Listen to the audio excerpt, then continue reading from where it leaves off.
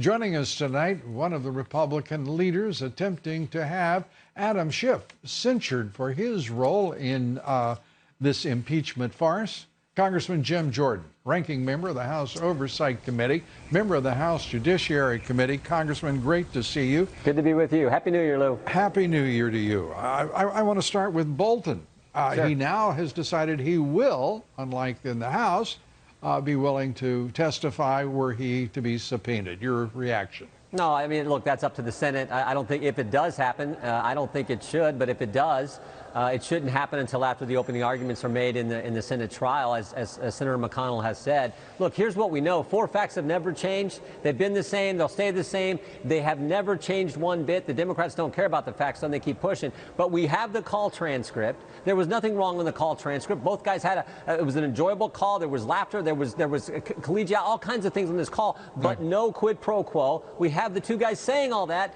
The Ukrainians knew that there was, or didn't know that the aid was held at the time of the call, and most importantly, they took no action to get the aid released or to get a meeting with the President of the United States. So those are the facts. They're never going to change. So this whole thing has been a ridiculous exercise the Democrats have put the country through. And there is an absurdity in all of this that, to me, is foundational, and that is President Trump is the one who released that money to the Ukrainians for defense against Russians and any incursion.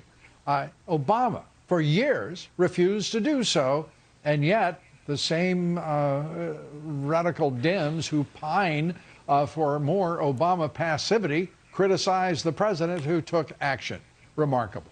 Yeah, no, look, the president gave him tank-busting Javelin missiles. Obama gave him blankets. That wasn't Jim Jordan's statement. That was statements made by some of the witnesses they brought in, like Ambassador Yovanovitch. So the president, in your monologue, you had all these Democrats criticizing the president's foreign policy. How about this fact? As you say, he was tougher on Russia than the Democrats. He got us out of the Iran deal. He moved the embassy to Jerusalem. He brought the hostages home from North Korea. He killed eliminated al-Baghdadi, and then this past week eliminated Soleimani. I think that's a pretty darn good record. And for the Democrats to be criticizing the president based on that, and as Kellyanne Conway said this morning, the same people criticizing the president now are the ones who gave Iran $130 billion. Are you kidding me? So they can criticize all they want. The American people see through it. They appreciate the work the president's done for them here domestically, and they appreciate the work he's done in the foreign policy area as well.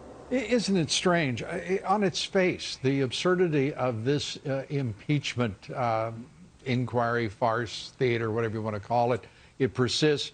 And the president might be seeking your help here if this goes forward in the Senate.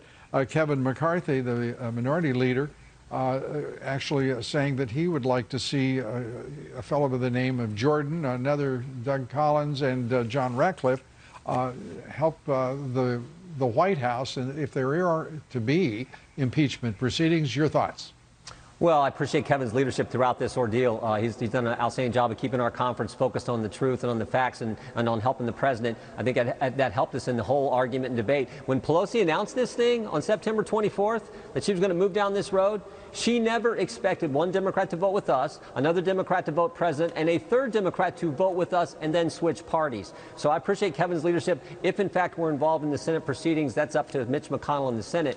But if we are, I'm going to do everything I can to help this president, because this case is ridiculous. And Lou, the last thing, think about this. The fact that the whistleblower never had to testify, and the only member of the United States Congress who knows who that individual is Adam Schiff, that's ridiculous, too, and just highlights and underscores how ridiculous this whole process is and why it should move quickly in the Senate as Mitch McConnell wants it to. It is tragic, it is outrageous, and it is infuriating. Congressman, thanks very much.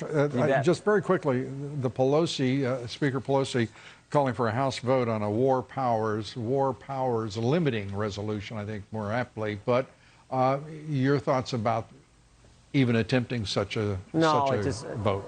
Look, I haven't even seen it, but I'm sure it's ridiculous. Just one more ridiculous move by the Democrats. The one resolution that we should vote on this week, and I hope passes, is the one Senator Hawley is offering in the Senate to get this impeachment thing over as quickly as possible over there. I hope that's the one that they actually vote on in the Senate, and we can forget this one that Pelosi's talking about here in the House.